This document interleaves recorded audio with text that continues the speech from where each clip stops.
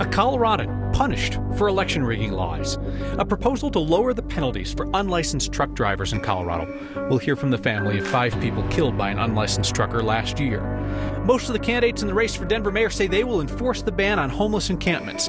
The only Republican in the race says they're liars. Other candidates may say they'll enforce the camping ban. I'm the only one who will. And an extended family that lost several homes in the Marshall Fire finally gets a look at their new place to live. Tonight on Next.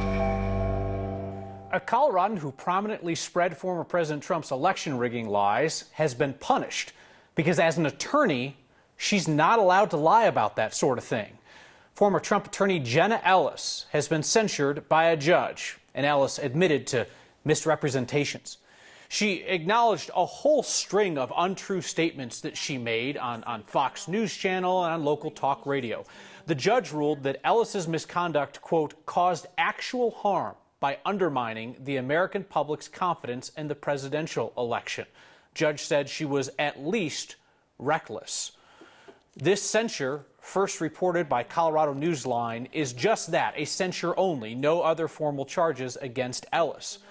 She was a frequent guest on, among other programs, the Dan Caplis Show locally, where Ellis not only claimed that the 2020 presidential election was rigged, but she also said, without evidence, that Denver-based Dominion voting systems interfered with statewide elections in Colorado.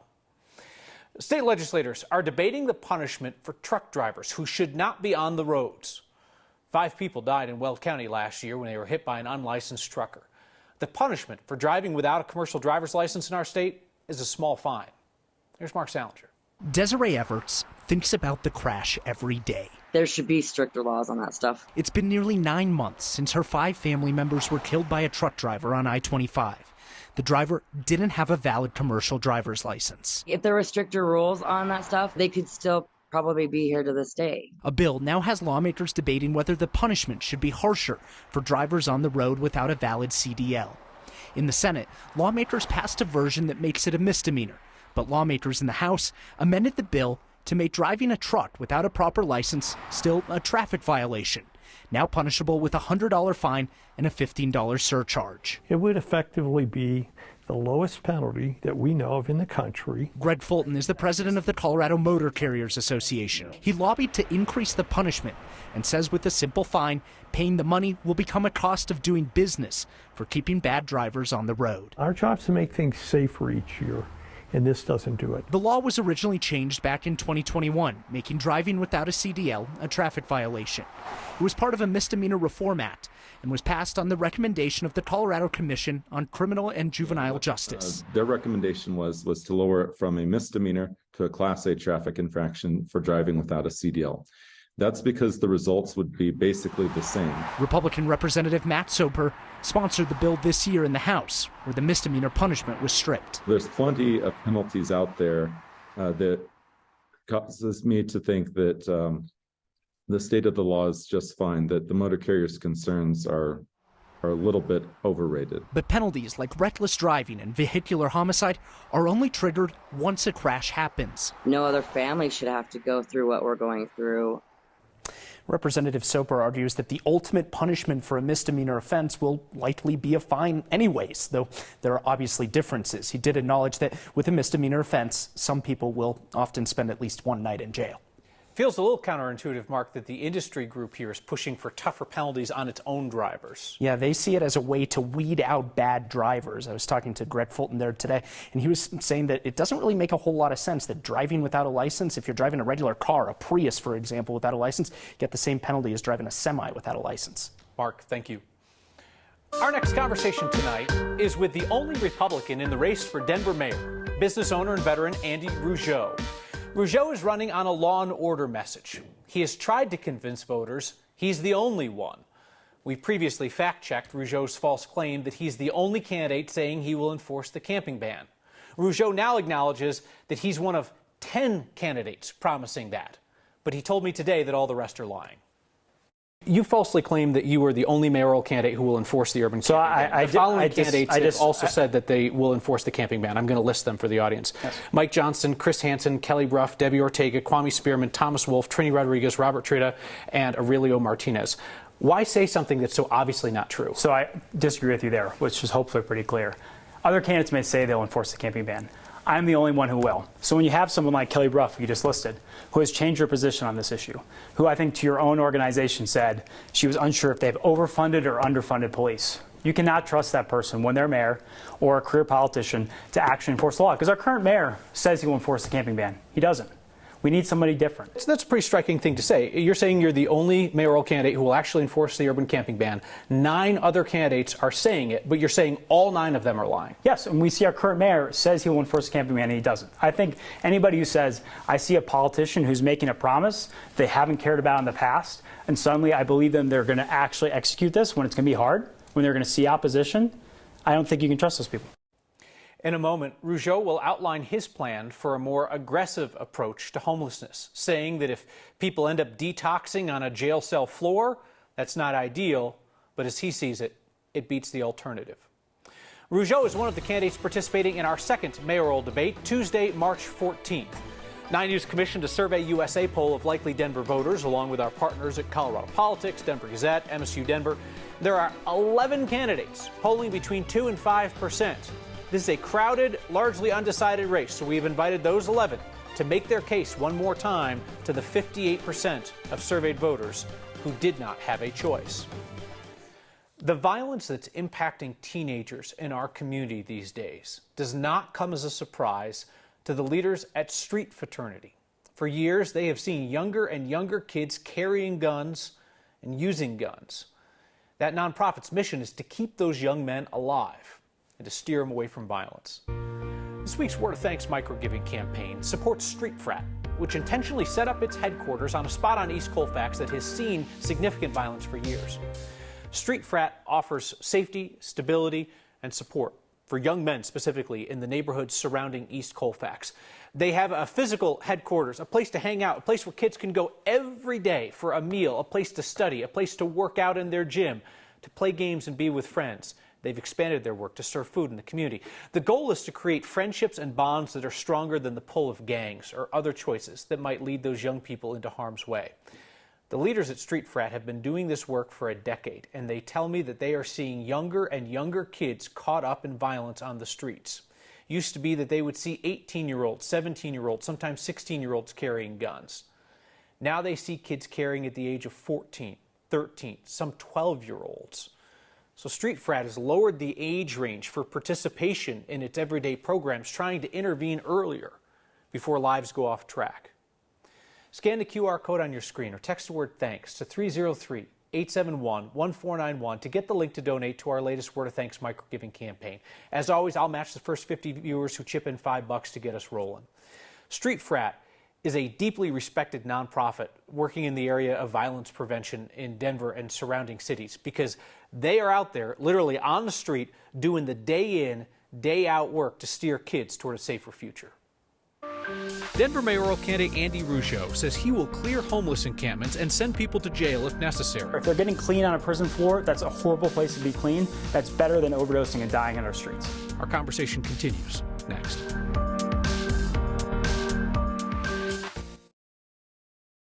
Denver mayoral candidate Andy Rougeau says the problem with the current homeless encampment sweeps is that the city isn't doing enough of them. We resume our conversation with the focus of his campaign, taking a tougher approach with people experiencing homelessness. I don't think he's sweeping consistently. So he has not consistently enforced our camping ban. When there's a major event, like the MLB All-Stars game, something that politically will look bad for him, he enforces the camping ban. Other than that, he doesn't do it. So we deserve a mayor who will actually consistently enforce our camping ban. And the reason why, again, this is compassion, is if someone is dealing with a severe mental health or drug addiction issue, they're suffering on the street, the best thing we can do for that person is get them into shelter. Because if it was my daughter who was dealing with a fentanyl addiction, I would want her to get in contact with their family again. I want her to get clean. And the way we do that is by getting them into the shelter system versus having them try to be treated out in a tent on the streets. So what happens then when we come upon somebody who's living in an encampment and they're not interested in going into shelter, they're not interested in going to treatment? How would you handle that? Yes. So I will consistently enforce the camping ban. It means enforcing our law. There is not an option if we have shelter beds open to say I will break the law and I will sleep on the street. So as mayor, I will enforce that. So it starts off with a warning, turns into a ticket, and it can eventually be an arrest. And the reason why that's the humane policy for someone who's suffering from mental health or drug addiction is that gets them into the services they need. It gets them into jail. No, so I talked to a woman, for example, whose brother was suffering from schizophrenia. This is someone who nightly, he was lost to the streets. Her family prayed that he'd be arrested. The reason why is they were worried what he would do if he wasn't back on his meds. So if you have someone who's suffering like that, or someone who's suffering from fentanyl addiction that historically will kill them from an overdose, the best thing we can do is get them into a shelter, or if they're getting clean on a prison floor, that's a horrible place to be clean. That's better than overdosing and dying in our streets. And again, if it was my daughter, I would rather her get clean in a jail cell than I'd have her die in a tent. So the Denver Sheriff's Department is understaffed by about 40% or so. Yes. Are they prepared to handle the influx of people that you would arrest and send to jail for being homeless? So we've seen when we historically enforced the camping ban, prior to the previous 4 years, there was almost no arrests. Because once you start enforcing a law and it's known that you're enforcing a law, the amount of crime drops drastically. Just if like we were running through red lights.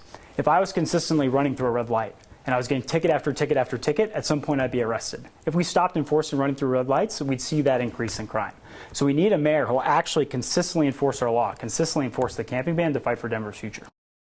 In our full 25-minute conversation, Rougeau and I also discussed why he called 911 on someone going to the bathroom outside, but opposes adding more public restrooms to the city, why Rougeau blames the mayor for our police short staffing, and why he falsely claimed that other mayoral candidates are paying themselves salaries out of campaign funds. All our interviews with the mayoral candidates are on the Next YouTube channel and on 9news.com. Gosh, it was another gray day across the eastern plains. Once again, around the Front Range, too. We saw little pockets here and there, some sunshine, but I promise some warmer and some drier and sunnier weather certainly on the way. Still tonight, we'll be monitoring a bit of patchy fog and some freezing drizzle out there. Tough to make it out of the 30s. Once again, typically our high 53 with some mid-70s.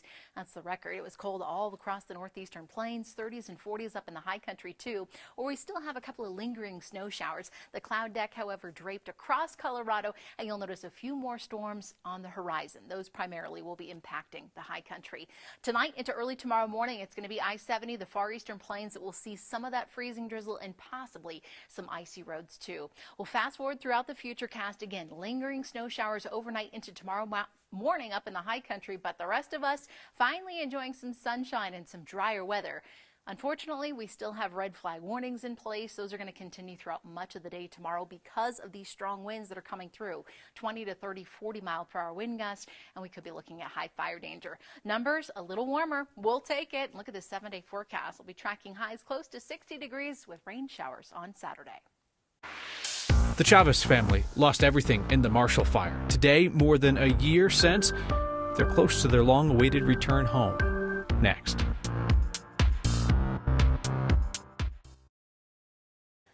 The Chavez family homes burned in the Marshall Fire one after another. A place where several generations once lived together was gone.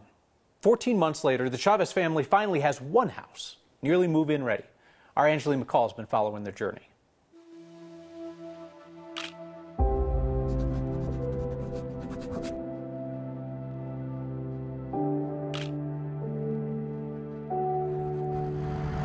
So exciting. It's been a long time since the fire, you know.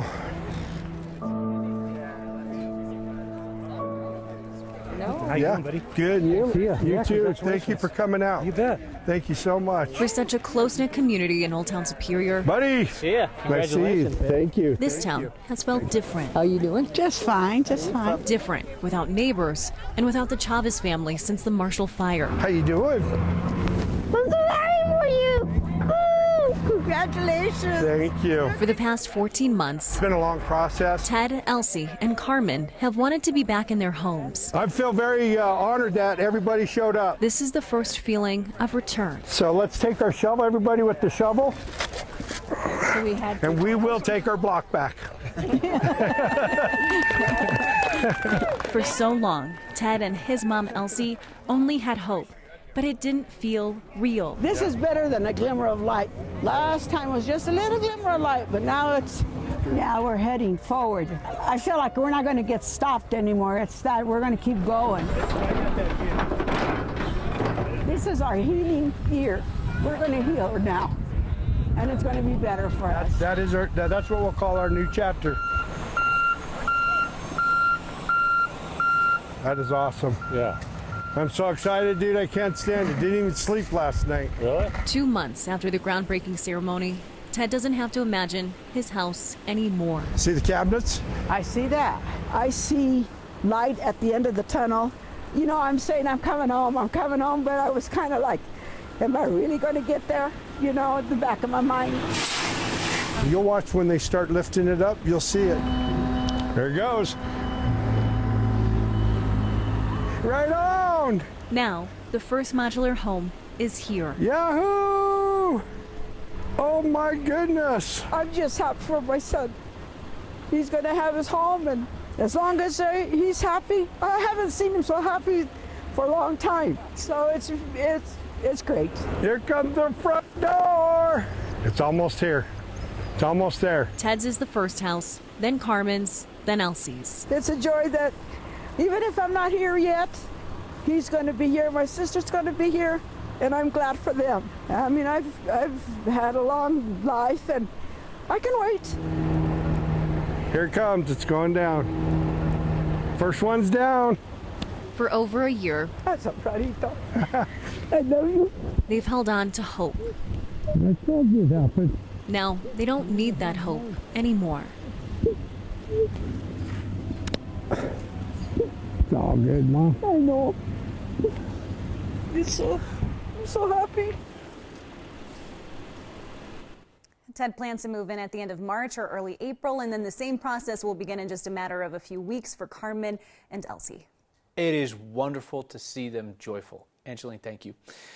Our work this week to try and keep kids safe from violence in our city, and your feedback next. Recently, I've heard from Next viewers feeling frustrated, feeling powerless after the recent violence involving young people in our community. And as always, more than a few of you ask, well, what can we do to help? So here we go. This week's Word of Thanks microgiving campaign supports the nonprofit Street Fraternity, which has worked on East Colfax for a decade, providing a safe place for young men to gather each day, to build bonds safe from gangs, and get guidance on succeeding in life.